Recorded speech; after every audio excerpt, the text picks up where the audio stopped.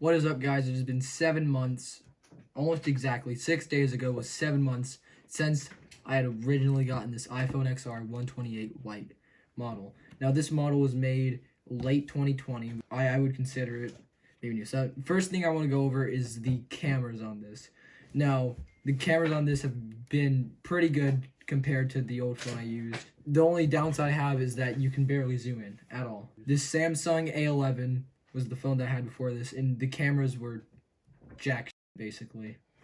And this camera was a big upgrade, but it is definitely lacking compared to like the 11 or 11 Pro Max in phones like that. I will put up like a comparison right now or right here. On to the next segment, the battery. Now, this Johnson has a great battery. It's lasted me for quite a while on some days. I've gone 2 days without charging this thing at one point. And the battery health at the moment is currently at 88, which is nice.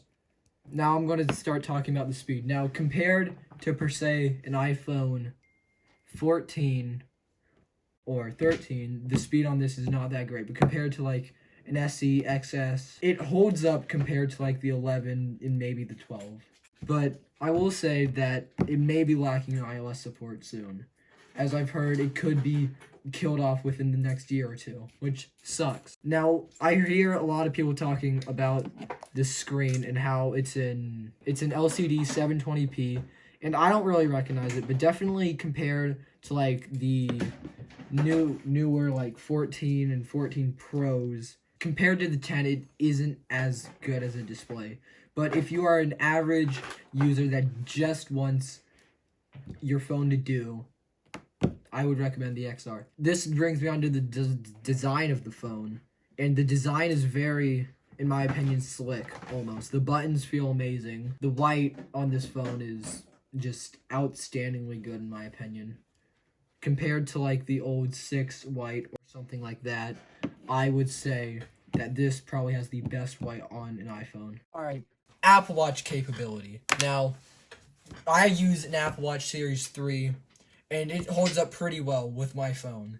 I will say that notifications get annoying on the Apple Watch, but that's really all. Now, an Apple Watch segment real quick. I just want to break off from the main iPhone. I've had this Apple Watch Series 3 for, I want to say, about 2 months now, and it has been nothing but amazing. It has withstood a pull for about an hour 30. It has held sweat and everything.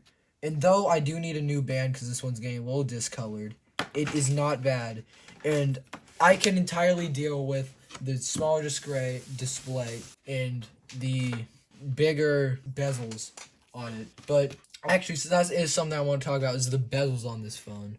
They are amazing. Compared to the Galaxy A11, the bezels are extremely good on this. I mean, the phone generally good.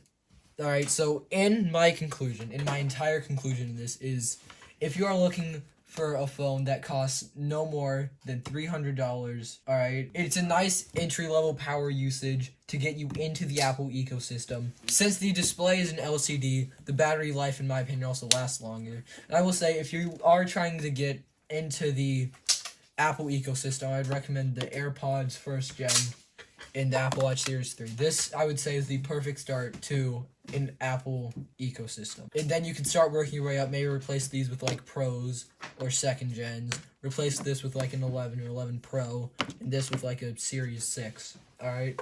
But, yeah, in conclusion, great phone, works perfectly in 2023. Thanks for watching.